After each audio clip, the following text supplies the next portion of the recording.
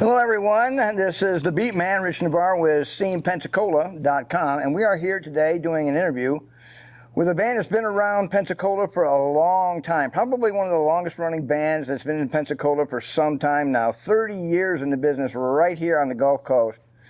The name of the band is Civilized Natives, and we're here with... Glenn and Vignolo. Teresa Vignolo. Jeffrey Gardner. The first question I want to ask is, I know you guys have been around for an awfully long time, but what first brought you to the Gulf Coast and to Pensacola? What brought you to this town 30 years ago? Well, I lived here, so I mean, I just pretty much that was it. So, okay. Did you grow up here? Yes, I did. Oh, okay. So all 52 years, yes. Great, fantastic. Right here in Pensacola. And when did you and Teresa meet? Yeah, we actually met. I don't know the action because we've known each other. Yeah, Our families. Our families have known each other since, and I remember being 6 and hanging out with her sister. Oh, I was 4 at the time, right? So that was technically my first girlfriend, but you know, we don't count technicalities, because I was like, I wanted the hottest one, and I went back and I'm like, here she is. Ah. That's exactly how that worked too. I was just like, okay, now's the time, and she just went with me that quick. That's what happened, huh? Pass the mic over to Jeff, if you would. When did you first join the band? I mean, have you been with them since day one, or did you come shortly thereafter? Or tell me how that happened. Yeah, I mean, one of the founding members. The name of the band was coined in my living room. Lyric from one of our songs, Bread and Circuses. Broken Record. Broken Record. I'm sorry, Broken Record. You're right. One of your Off originals? the EP, Bread and That's Circuses. an original? So, Okay. Yeah, it started at a tie-dye T-shirt factory and a Moody Blues concert that was coming into town, and Glenn at the time was bringing his 12-string Yamaha to work every day, and I saw it hanging up on the pole there, and just started asking him, "What's that for?" And then he would play music during the breaks, and whose song is that? Oh, okay, that's one of my songs. Oh, really? Okay, cool. Yeah, I'm a keyboard player. And then he's like, "Hey, can you sing this harmony on this song?" One of our 15-minute breaks from making tie-dye T-shirts, and taught me the harmony, sang it. He's like, "Yeah, you just kind of locked into that. And you say you play keyboard too." And he was recording at the time, so he invited me out to the sessions at a house out in Milton where they were doing these recordings with a drummer named Dave Blavelt. And I was able to play the keyboard parts that were kind of in his head with my own additions to it.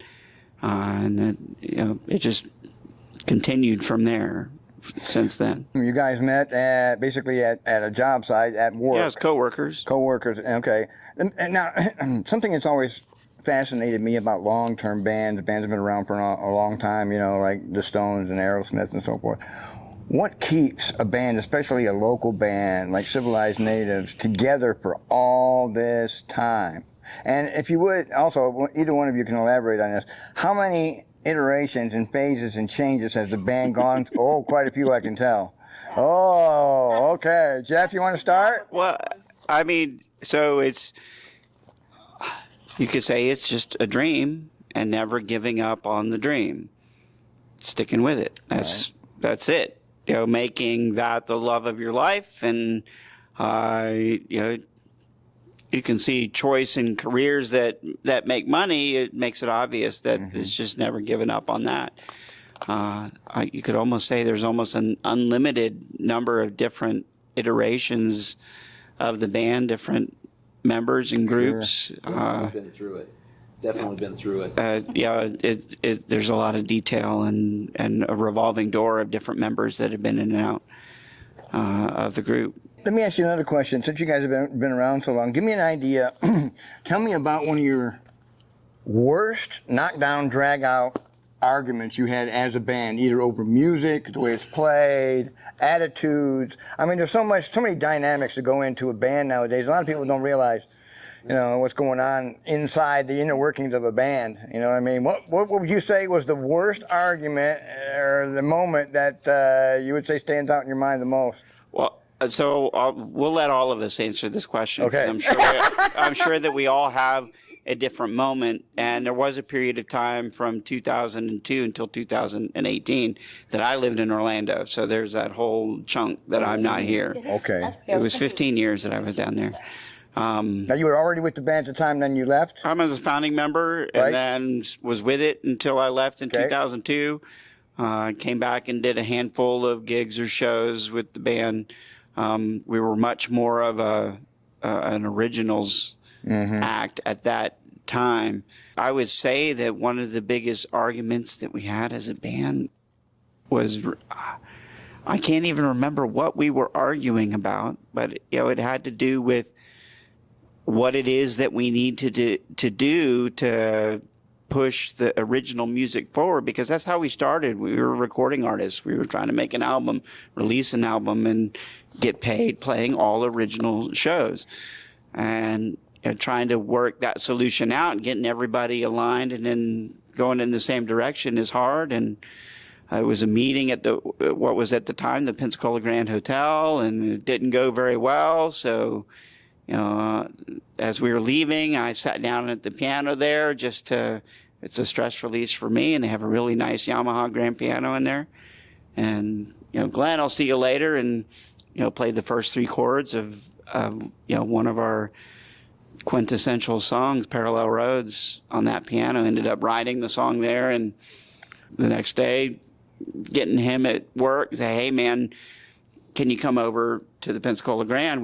The tie-dye T-shirt factory was downtown, right around the corner. So, hey, come over with me after work and spend a couple hours in front of that piano going through the chords and what I was putting together. And, that's where he brings out his big fat book of poetry and lyrics. And that might have been when I was at A&J Mug by that time. Because it was definitely from the tie-dye T-shirt factory. Well, you're talking Parallel Roads, right? Yeah. Was that? Because it seems like A&J Mug, because we went around the corner to Reynolds Music because they had a piano, and we only had like a second to dash out, and so we get over there, and you were playing it for me, and I'm like, oh, this is great. I can't wait to put some words on this. And then I got a call later on that evening. You're like, okay, I got a bridge now, so. And I'm like, okay, so where's the argument come in? That's why I don't know what the argument was about. Gotcha. But the band, that version of the band was falling apart. It did fall apart. Gotcha. yeah. That turned into the song Parallel Roads. That turned into the lineup that went to Springfest and played the Discovery stage. That was later. I know it was later, but that's what it developed into. That ended up playing Springfest, the Discovery stage, and winning that event. Cool. That turned into the recording time that we needed to create the album that we released in 2000, which included that songs. Teresa, why don't you give us your background on a moment that wasn't particularly going right for you with the band? Well, there's several, but there's several different ones, but there's one Griff tried to quit. Yeah, the one that stuck out the most. We were playing a show, and Mike Griffith, he was our bass player, and it was between the time that between Springfest, between winning, and the time we were trying to, I guess, get stuff together for the album, and Mike just decided, or Griff decided at the time, that he wanted to leave the band. And he decided to tell us on the first break of a show that we were playing. Oh, my goodness. And so pretty much all the guys got upset. And, of course, they're at a bar. They're going to be drinking and stuff. And so the show was not very pleasant, And at the end of the night, packed up, and we pretty much surrounded Griff, and he thought we were gonna say, man, you got to stay with us, you can't leave us. we were pretty upset, and we all surrounded him and were like, just go, Yeah, leave. you're done. You know, and take your songs with you, because he was going to put a couple songs on the album. You know, don't worry about that. Or no, actually, he said, well, you know, if you want, you can still use my songs. And we said, well, no, if you're leaving, we're not going to use your songs. Duh. You can take those with you. It was kind of, And that's where he kind of went, well, maybe I need to. but we were all surrounding him saying, what the hell are you doing? Well, Instead of- a few choice words. Yeah, right, Instead of, right. well, yeah, that's the PG. Well, that's the PG-13. Yeah. But you know, I mean, But at the end it of was it- one of those things where we're like, Yeah. At the end of it, he stuck around, and we finished recording the album. He got his 2 songs on the album, you know, and it was nice. I mean, Wow. Mike was a very valued member.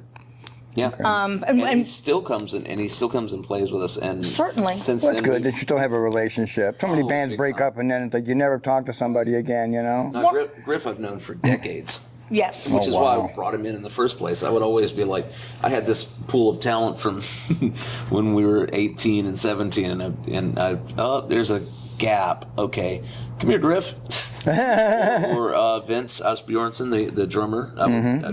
So whoever, you know, I would go and raid this pool of talent of people that I trusted and wanted to hang out with. So that's what I would do a lot, is I dip back into that. But, Sure. after a number of years went by, it was kind of hard to dip back into that because people start moving out and Right. things like that. Right. So you end up getting all sorts of different people, and I think we have a record over our entire 30-year career of finding 3 malignant narcissist bass players. Now I understand the comment you made on Facebook. I'm telling you, me and Teresa in particular are catnip for malignant narcissists. Oh my God.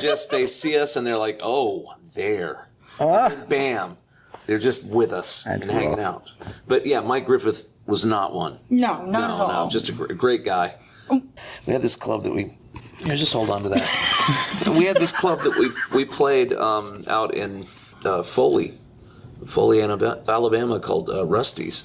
There was just a night when nobody was grooving. It was bad. It was bad. We had gotten done singing Paradise with a Dashboard Light, and you've seen us do that a couple of times.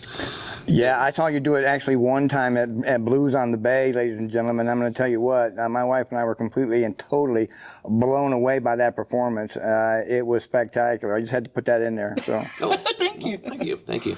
But I mean, this particular incarnation was the bass player decided he wanted to try being a guitar player. Okay. So we got another bass player that was a banjo player, but he, decided he could play bass. And then a drummer who liked to really smash the drum kit really hard. So we got all this stuff. He's got a plexiglass cage, and then as you do, you're in a bar. So people started getting a little bit lubricated. Yep. Got to the end of Paradise by the Dashboard Light, and there's this little grassy field out behind the bar. Oh no.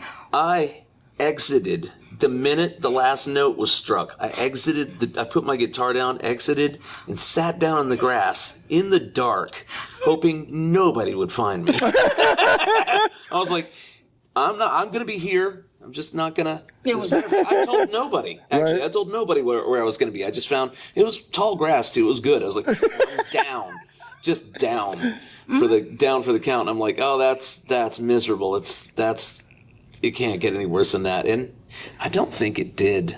It didn't. Although we did have some real. Well, when you have people coming in trying to learn their instruments while they're joining the band. Yeah. And you have seasoned musicians. You bet. That have played for years. You end up in a spot where you're like, okay, bass players, for instance, they're really hard to find. Mm-hmm. It's ridiculous. Good ones, are right. really, really hard to find. So, and we've been blessed over the years, definitely, but they're really hard to find. So you end up, maybe some guy is, I can play a little bit of bass. So you sit down with them and you start showing them the songs and kind of run through it. And I think it had gotten to a point, especially by 2020, where I think I have a lot of patience. I am a very patient man. 2020. If you look, it took me that long to get to a point where I'm like, you know what? I'm sick of this. I'm not teaching anybody anything anymore. These are the chords. Here we go. Right. And fortunately for us, that was the era when Kevin Langan, Justin DeAngelis, and Jack Grimley joined us. And then Jeff and me and Teresa are there, and my daughter Angelina, and we were just surrounded with people that not only could play and played exceptionally, but they also had good attitudes about it. So rare. Yeah. So rare nowadays, you know. Certainly, yeah. It's tough, man. So many bands break up because either somebody has a fat head and thinks they're the world's greatest anything, you know what I mean? Or they are very easily offended. You know, and they play a wrong note and you say, hey, that's a little off. What do you mean? It's fine. You know, I mean, we've all gone through that, you know, so. Yeah, but we put up with Jeff. Jeff is always like, Oh, yeah. I mean, wow.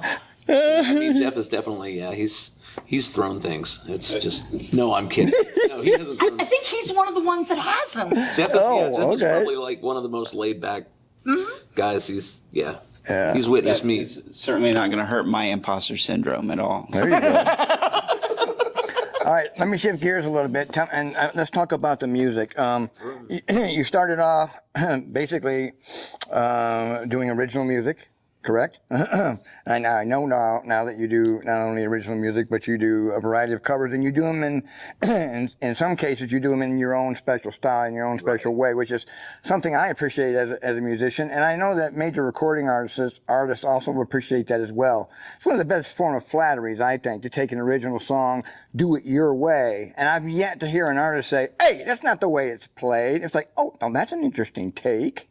Yeah. You know what I mean? So take me back to the first album that you were putting together, the first group of songs that were all original songs, how that came to be, and where does that stand today as far as where is that album now, and how's it progressing and how's it doing?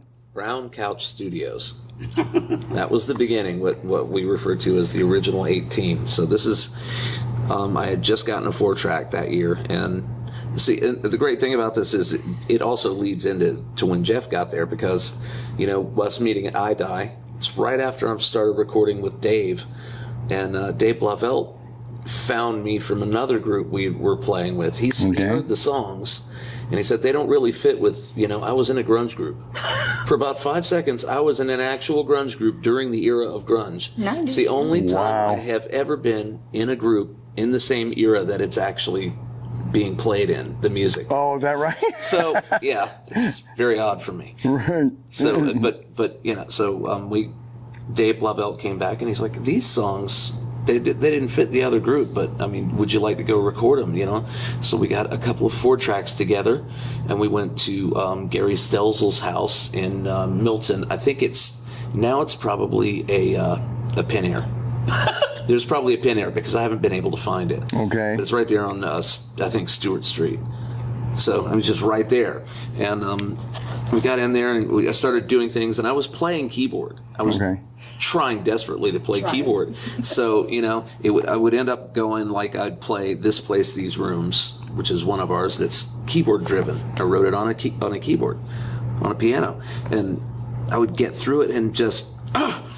I keep messing up over and over again, you know, and there's expletives, and then we start over again, and finally, you know, the drummer's like, hey man, maybe we should get a keyboard player. He kind of sounds like Adam Carolla. Oh, is that right? Okay. That's what Dave Blavelt sounds like. If you ever hear... Oh, yeah. Yeah. Hey man, so maybe we should get, you know, maybe we should get a keyboard player. And then I meet Jeff around that time, and yeah, and like he was saying, I was playing him original songs. I also played him the tapes, and then he played me a tape of this piece that, I mean, it's not called Bridges now. It wasn't called Bridges then. You remember Bridges? Yeah, I guess I didn't call it Bridges until we started pulling segments from that piece of music and using it to create the bridges and all these collaborations. It and drop middle eights in, and it was Oh wow! I think it still has middle eights. There's still middle eights in them Dar Hills. Yeah, I've got an arrangement of it. It's kind of like an electronic dance music sort of version of it. How many numbers are on the first album? But when I first heard him play, and he played me the demo of his stuff on the Korg, the 8-track, a Korg M1, and I was like, oh, this guy's, he approaches it differently and thinks about music a little differently than I do, but we're on the same page. We're definitely on the same page, especially the way he played. Now, what was the other? Just wonder how many cuts were on that first album. 18. 18 on the first album. Is it Wow. Broken Record? 18 was yeah. So we had back then even Tollbridge Pale, Displaced These Rooms, Bread and Circuses. Bread and Circuses. Yep. And Lost. Those are the 5 that we took from... Lost, not yet. Well, no, I'm saying those Lost are was the 5 that another- we took from that or from what to put on the album that we didn't record at Bucksnort. You're talking Oh no, about you're the talking ones about a you- different one. I'm you're talking talking about the about- 4-track You're years. talking about the 4-track, the original 18. Oh, yeah. So, but, Sorry. Yeah, so that ended up. And how many members were in the band at that time? It was just me and him Wow. and Dave. Dave, yeah. That's it. Okay. We played one gig for no one. The doc. Well, we did a house party somewhere, and we had Scott Heisel, who would end up being That's a right. bass player Wow. later. That's right, I remember. So we did a house party over there, and that was really cool. So we got a chance to play those, and there was also a Little Flower did a Springfest kind of thing that they had, spring event, and we played that, and you I know, remember when you did that. yeah. So that was Civilized Natives doing that, and then you were like, oh, this is great playing the original songs, but for some reason my voice was just about gone No. for that show. Oh God, you want to find a person in a bad mood? Get me without a voice before a show. Uh-oh. Oh man, Any of us, I'm- yeah. Yeah, just- right. I know how that is, boy. I'm ready to break something. So how many albums in total have you all produced? Here's the EP. I mean, out of the original 18, we call that, we did go into a studio at the time, and this is in the infancy of using computers to do it. Okay. It was a studio that was actually founded by Joe Scarborough Oh. in downtown Pensacola. Sure, yeah. And in there, and they digitized all of the 4-track stuff that we had. Yeah, I'm remembering that. Mixed it, if you want to call it, mastered it, but created nice, as polished as they could be from old 4-track tape version of these songs. And that was what we listened to on master tapes in our cars. And out of that, we did create like an EP. Okay. It was we bought some blank 15-minute tapes. Sure. I think, and so it was like 7 minutes on both sides. We had 2 or 3 songs on each side, and that was called Broken Record. Broken Record. How many songs were on? Broken Record, Bread and Circuses, Displaced These Rooms, Parallel Roads, Apologies. Communication Lines? Was that Communication on Lines. There it is. Communication Lines was on it. Anything that, so that, and there's some of that was like, okay, that stayed with us as we moved forward into the next incarnation. And when we won the Springfest prize, we had those tracks just there. So we brought them in. The Brandon Hamilton. Sure. Brandon was in that band. Oh, is that right? Brandon was our drummer for that. Oh, what And a drummer! Wow. Yes. between him and Vince Asbjornsen, they would switch off, and Vince was an absolute genius at drums too. Just it ended up following a different career. He went to become a filmmaker. Oh, how about that? And your drummer now? Our drummer now is Kevin Langan. I get a real kick out of watching Kevin whenever I see you guys play, because he is one of the coolest, laid back, don't bother. You can't shake the man. He's just. He's in it. He's playing the grooves and all over the place, and the look on his face is like, I'm in Nirvana. I don't care. Everything's working just fine. That's exactly. That's his personality. Well, you know what? It exudes. It comes out. It really does. The only time I've ever heard him complain is about opening the night with L.A. Woman. He's like, please, this? Yes, I know. Yeah. Not Forever? yet. I played it. I know what you Let me mean. get warmed up first. That's rough on the hard. I know I played that song many times, and it's not a really good opener though. It really isn't. Maybe an end of set song or something like that. Maybe I don't know, but okay. So how many members are in the band presently? Presently, there are 7. 7. And it is myself, Teresa Vignolo. Well, me, Teresa, and Jeff. Okay. And then Jack Grimley. Mm-hmm. And my joke about that is that it looks like Teresa brought her keyboard player to the show, and I brought my keyboard player to the show, and we both decided, you know what? Let's just keep them both. Why not? Keep them on stage. So, and then my daughter Angelina plays congas and sings harmonies. Angelina, that's right. Percussion, yeah. A lot of different percussion. Yeah, she's got a floor tom too that she uses, in timpani kind of style. Cool. Yeah. With And, mallets. Yes. Yep. And so and then Kevin Langan, and then Justin DeAngelis, and that pretty much rounds out the whole crew at present. What is the upcoming schedule looking like for Civilized Natives? I mean, what's coming? I mean, we're into the season, obviously, and every time I see your posts on Facebook and stuff, you always have a list of shows that you're playing at. But anything in particular you're looking forward to this year? Any venues that are outstanding in your mind? Just got one. We have a big announcement this Oh boy! Not ready to talk about it right now. Yes. But We've been we sworn can't. to They want to tease us, folks. That's the deal. We've actually been sworn to secrecy. Oh, is that right? Yes. We actually have. we made a blood pact and everything. It's hard to break. No, not a blood pact. We don't make blood pacts, children. It is an event that will feature the original music. Yeah. So it's some opportunities that are coming up for us to focus more attention on that side of the band, that part of our personality, which is really, when we talk about our long range goals, that's really what we want to be. Yeah. Pensacola and has always been a town that has been difficult to push the original side of it. There's not a big market for long form shows with that, and we get that, and we enjoy playing the songs that we're inspired to play. And we've had numerous people say, "Oh, you need to go to Nashville. You need to go to Austin. You need to go to New Orleans." Blah blah blah blah blah. They all say that, and we've always wanted to be Civilized Natives from Pensacola, Florida. Mm-hmm. Most of us either grew up here like he did. Me. I'm a retired Navy brat, and so my dad was back and forth between the training command here in Pensacola. So we would go somewhere, come back to Pensacola. So I've lived everywhere, but kind of call Pensacola my hometown. So this coming up is an opportunity to get us back on track with the originals side of the band. No hints, no teasers, no Easter eggs. Can't. Oh, No? no, you know what? I'm going to tell them. It's the Lowenstein Bar Mitzvah. We're going to be... I heard about that. Yes. Bucky Lowenstein's are very popular in Bucky Pensacola. Lowenstein is getting Bar Mitzvah, and we're going to be there for that. And he wants all originals. Oh boy. Okay. Okay. But they have to, be appropriate for the bar mitzvah. Appropriate for the Bar Mitzvah. It is, after all, a bar mitzvah. Yes, Yes. this Yeah. is very true. Okay, best venue you ever played, biggest, best, baddest, whatever. I mean, in Pensacola.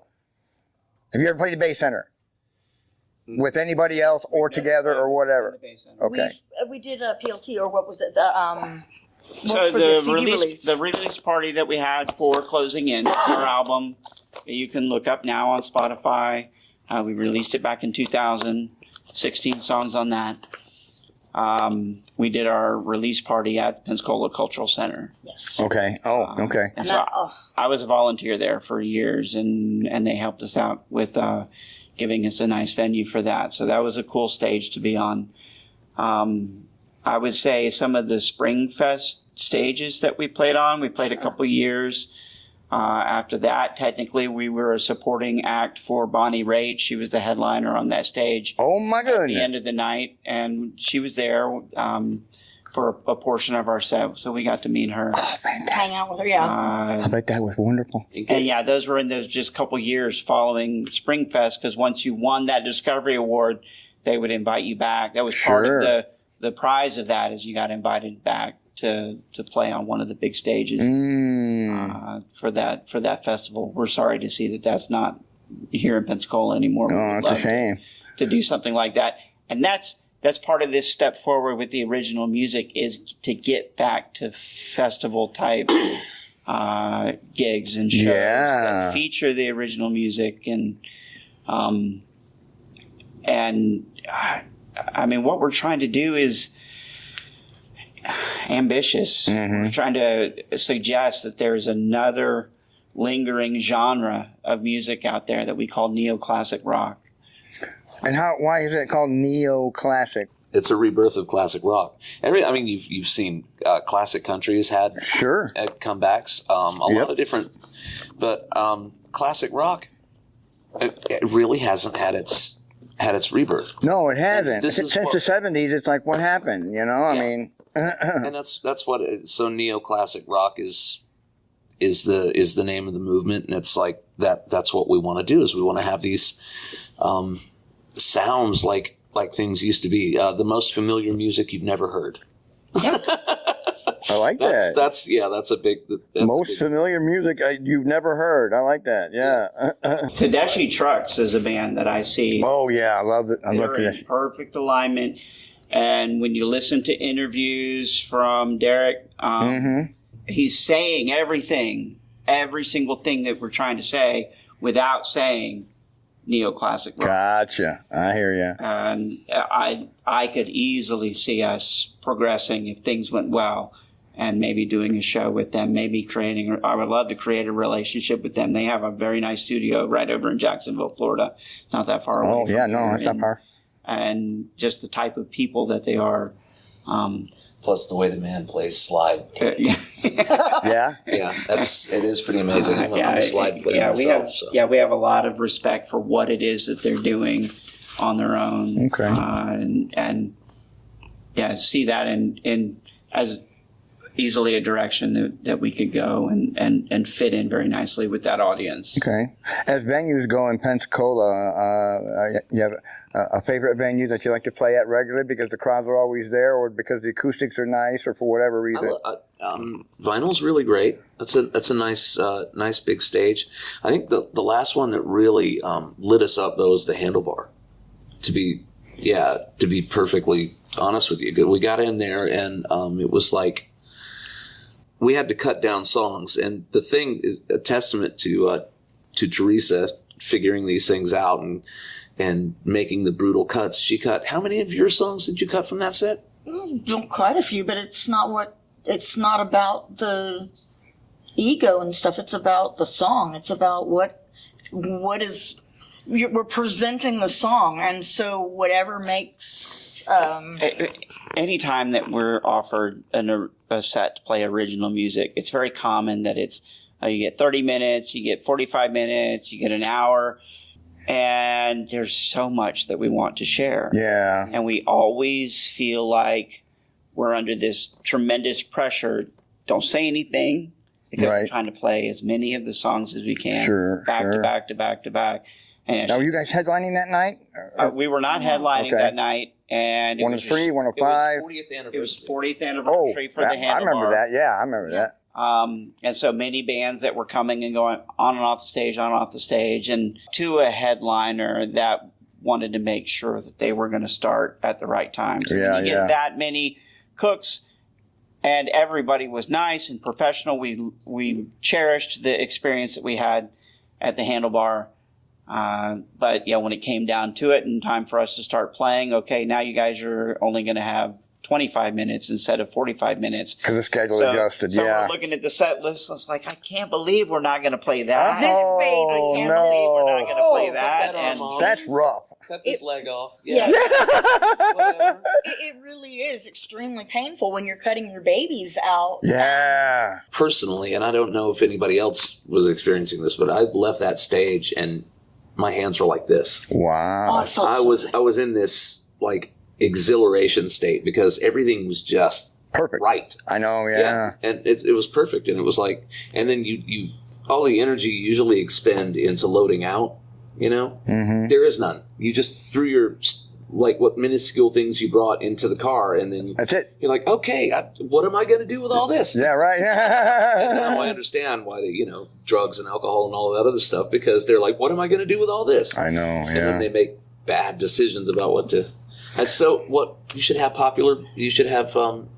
established bands. They should load out their own stuff a little bit, so it takes some of the energy off, and they won't do drugs and alcohol. Yeah, Okay, yeah, we're Sorry, yeah. it was just. It might be an edited segment. We'll see. So, have you played at the Handlebar more than once, or just one time? Twice. Twice. So Twice. one of the reasons we got invited to play at the Handlebar is because we played at the Yes. Handlebar 25 years ago.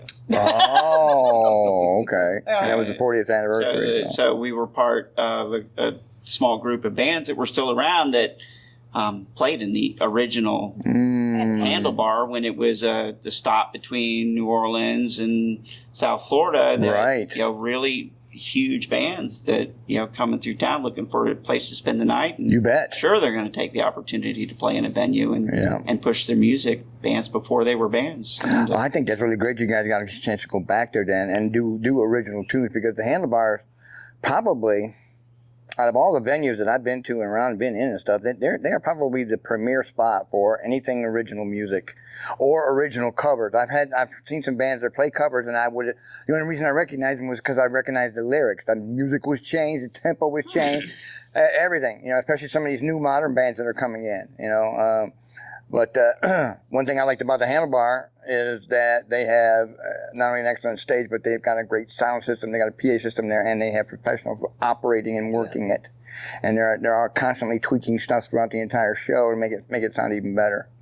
So it was quite an experience, I'm sure, huh? I will have to say that it was one of the first times I think that what is it, the fruition of the full sound of the band. You could actually hear what Yeah, the you could hear original everything.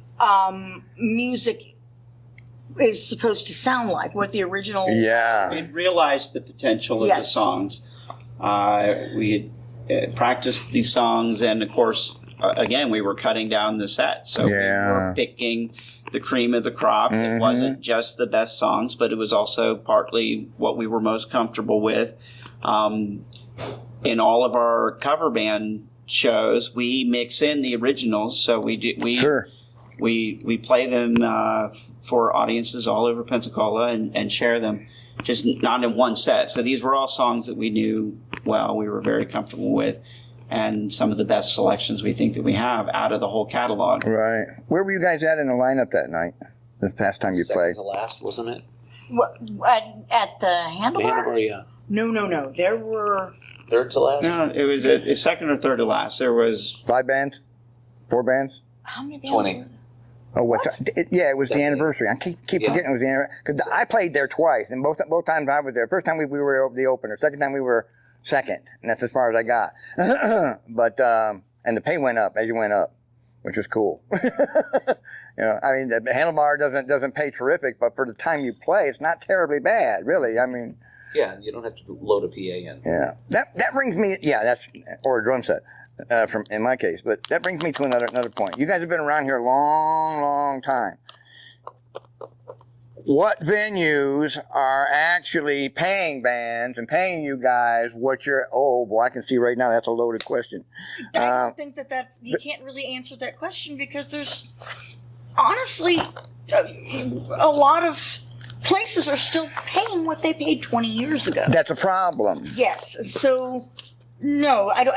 For anybody that's playing in Pensacola, if you live in Pensacola and you're playing in Pensacola, you're not getting paid what, the value, I guess, of what we should be being paid. But Teresa, this right here is one of the main reasons that I joined ScenePensacola.com, because when I came here, this is what I found. I found that after decades and decades and decades, most everybody was averaging about $100 per person per night for a 4-hour show. And I thought that was just outrageous. I just couldn't believe it, because I came from Houston and the wage was at least $30 to $50 higher. Most average per person was $125 to $150, and then your tips and stuff. But I played at Moonshine Saloon, and so far that's the best paying venue that I've actually played in. I made more money per night there, not even with the tips, than I had any other place I played. I played DNR and Woody's and a lot of other small, places and so forth. And of course, Goat Lips. Yeah. How you like Goat Lips? Might as well talk about Goat Lips since Larry just got married, and maybe he'll see this. I don't know. Love it. Yeah, we played the night before his wedding. Yeah. So we played that party, and that was a lot of fun. I mean, I can't think of all the places that we play that's more intimate. And it's close. That's a place where we thrive. If we're up close to our audience and it's organic and an authentic crowd that comes in there to see us, and when they're dancing, I mean, we can reach out and we can touch them with our hands, and that's we touched them as much as we possibly can. Like rubbing their faces and stuff. It's nice. I mean, that's that kind of venue where, if you can remember the scenes from the Titanic of the Irish group playing the party down in the bowels of the ship. Right. That's where it's so much fun. Oh, It's man. so great to be in the middle of that. And that's a kind of experience that we get at a place like Goat Lips. Yeah. We actually did, about 3 months before, we did an acoustic show. It was Jack, Glenn, Angelina, and myself. And what was really nice was we were able to, the people that were there, they wanted to hear about, I guess the more intimate stuff. So we're able to, it was like storytelling. Sure.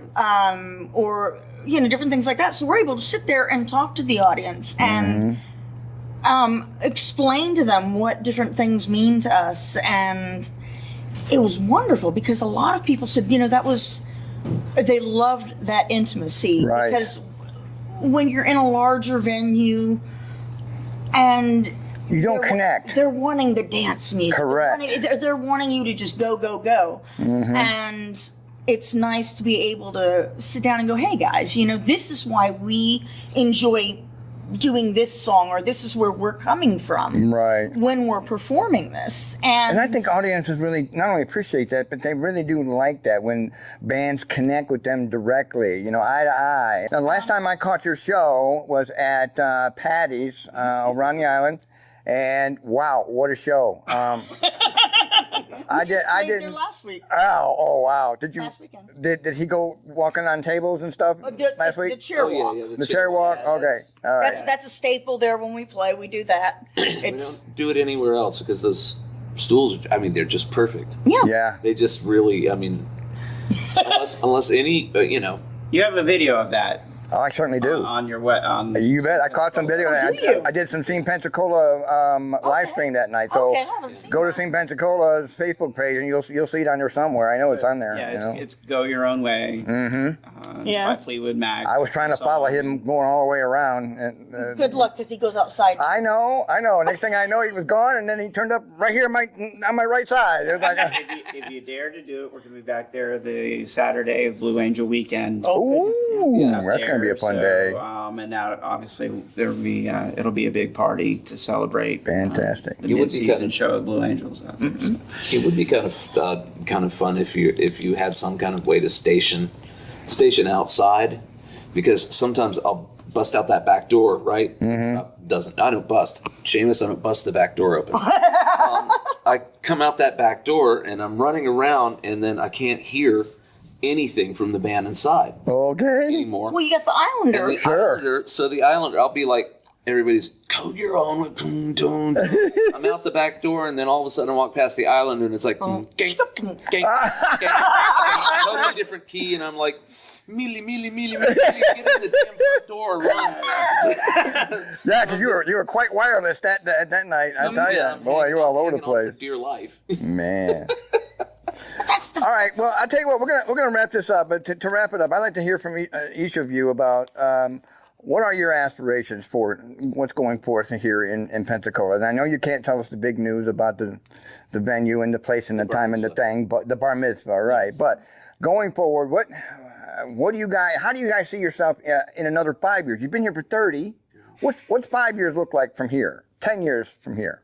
Teresa, go ahead. Honestly, we'd like to record. Well, we were in the process of recording our second album, and so things happened, and we. Kevin Marchetti's place. Yes. Okay. And then we lost Kevin, and so we almost have to start over. Yeah, the natives. We've had the air let out of our tires a number of times. A few times. And she's been really good at all these years at pushing me back out there. When I'm like, no, that's I don't, I know the feeling. Like the grass sitting moment. I'm sitting out in the grass, that would have been a good moment to get me pushed back in. And she pushed me back in. She was like, keep going. I'm like, okay. I think we've done that to each other though, because Yeah. I've had my moments where I'm like, it's just so much, and It can be. it really can. Yeah. People die, And people don't realize what goes into managing and operating a band of your size. You get much past 4 people, and now you really got to keep things together because you got a lot of parts coming together and something like that. To make it all work together, I mean. We have had several musicians and, just people say, why do you have such a large group? You don't make any money having such a large group, especially in Pensacola. Mm-hmm.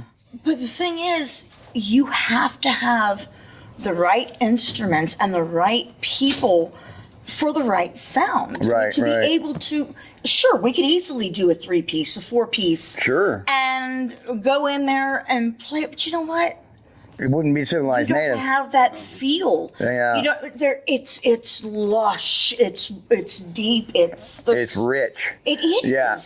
When I saw you that Blues on the Bay, I mean the dual keyboards and everything, it was fantastic. That's one of my favorite things. You know who Jeff Dunham is, right? Sure.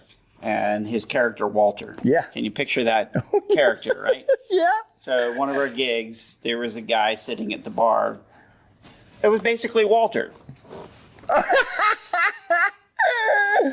All night long. Oh boy. I was like, man, no pressure. And at some point of the night, one of the songs that both of us play keyboard at the same time, and Glenn made a comment about, we're one of the only bands in Pensacola that has 2 keyboard players. And it works. It was the only thing he said all night long. Well, at least it was a positive comment. That was like the quintessential And it works. confidence that we're doing something right with that. All right, back to what His face was stuck like that. I still want to get an idea from the 3 of you how you see yourself and what your goals are and dreams are for the next, let's say, a 5-year plan, 10-year plan. I know that's difficult to say because you guys have been around so long, but now that you're reorganizing and bringing back the original music, which I think that's where it's at, and no band ever got rich doing cover songs unless it was their own. You know what I mean? We're not bringing back the originals. We've No. always had them. Correct. We have. That's one of the things that back in 98, when we were when I joined, a place approached us and wanted us to play. And we actually didn't have all the members that we needed. Oh. So we Vince Asbjornson was in town. So we were able to say, hey, you want to play this show? And we had a few other people that were, I guess, in town, but not current, not all the time. Mm-hmm. And so one of the things, they were trying to think of the name or what we should name the band. Mm-hmm. We were going to do covers. And I'm thinking, well, just call it Civilized Natives, throw originals in there, and that way you're able to get, the originals out. And of course, Glenn's going, yeah, but we're not a cover band. I'm like, Right. You're not a cover band. Right. But see, I also grew up with my uncle being a musician in town, and he would play his originals throughout the night, just dispersing them. So, I'm thinking, well, and if you're playing covers, you're able to get your originals to more people because they're coming in and, you do a few things. So the songs that we have always done originals. And no matter what. So it's not something that we were bringing back. Gotcha. But it would be nice to be able to connect with more people, get out there more, and do more original shows. But it's difficult. Does that mean then you see the next decade or so still staying here along the Gulf Coast, the Emerald Coast area in Pensacola, or is there going to be some expansion because of the original music and take you to other places where original music players play, you know, and that's where they get the names? I mean, Fully prepared for it. so Okay. you know, all of us have our families and our day jobs. Right. You know, the music is not paying all those bills Correct. yet. What you would probably see from us next, concrete, is we've been discussing at all of our shows of creating an original music set that we There you have go. sandwiched somewhere in the middle of your favorite songs. I like it. Feature that. And our hope is that some of our regulars and our growing audience will start to recognize those songs more, start learning them more, and just be able to sing and dance along with us just like they do on all the stuff that they've been listening to for the past 30 years on their own. Right. Right. And then I think the next step for us would be festival shows, More the festival variety shows. of festivals that are around there that would give us a big stage and a place where we can feature that original music. But finishing the next album Yeah, I bet. and Yeah. getting that music in a place that when we are playing that show of all original music, people can support us by going online, listening to Exactly. that music, purchasing that music. Now I assume your music is available on most of the major platforms. Okay, Spotify. I don't know if is it digital download on Amazon right now? It is not. Okay. So it'll But Spotify, no problem. Spotify, you can listen to it right now. Okay. We tell people to put it on repeat when you go to work. Mm-hmm. Let it loop all day long. Sure Dog enough. will love you when you get home. You'll be so happy. And then you get a few cents from it. Yeah. Okay, last question. We'll make it quick. Just a couple minutes each. Start off with Jeff. What have you learned in the past 30 years? Related to music, Related to civilized natives. it's What music have you is a learned? savior. Oh, I love that. It can pull you out of the darkest spot and place, and it has a language and a comfort that nothing else can do it. I cannot argue with that. Teresa? I don't know. Can I quote Jeff? I mean, Even just a snippet. I mean, what have you taken away from the past 30 years being in Pensacola? I mean,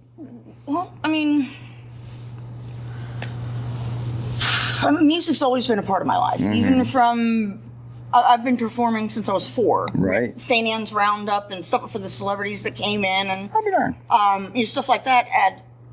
And of course, growing up, and so Glenn and I, we've been singing together since we were teenagers. Yeah. So it's hard to say, what we've learned in the past 30 years and stuff like that. I mean, music, you live and breathe it. It's your life. Would you say you're more humble now than you were back in the early days? To me, I've been playing music for over 50 years, and I am the most humble that I have ever been in that entire time. Not me. Yeah. Me. I'm the least humble I can be. No, I don't know. I will say, you know what? This is one thing I can say that we've learned over the past 30 years. If you have a really good sounding group, you play well together, people are going to come along. Mm-hmm. They'll hear something. I can't remember the last time we played Brown Eyed Girl, Mustang Sally, Sweet Home Alabama. Yeah. Anything on that list of, you've got to play these, we haven't touched them. The Not only in one we years. have touched is Freebird, because somebody said, hey, play Freebird. And we played it. No, And then they were like, it was like, be careful what you wish. Yeah, right. Or what you shout out and That- not know what you're talking about. You just might get it. Yeah. But the idea is, if you play something together, you play something with a lot of heart, a lot of enthusiasm, and you pull people into it, then it won't matter. It'll be one of those things where, since the covers that we play are already shifted over versions that we do our own. Correct. Right. The originals, that's just an extension.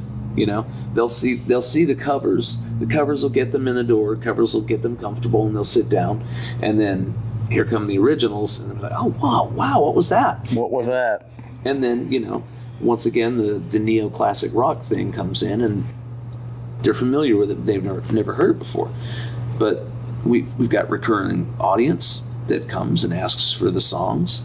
For the originals. For the originals. For the original. Oh, Oh, now that's flattery right there. You can't get a better feeling than that. Nope. Wonderful is looking out while we're singing the originals and seeing half the crowd singing along with, and they know the lyrics, and these are songs that haven't even been recorded yet. Yeah. Wow. And they're singing them, or you know, they'll request an original by name. Mm-hmm.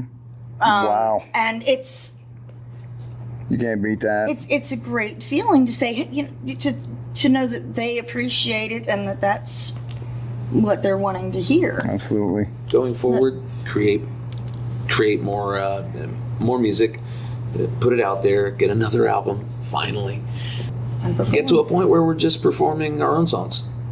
And then whatever covers we might want to do. Sure, because it's fun to do covers too. Yeah. Well, sure, yeah. I mean, you know, you got to do some anyway because when you play some of the favorites and stuff, you see the reaction on people's faces, and they get up and dance. And that's what we do. We say that we play concert style interpretations of these songs that you know. I like that. It never is.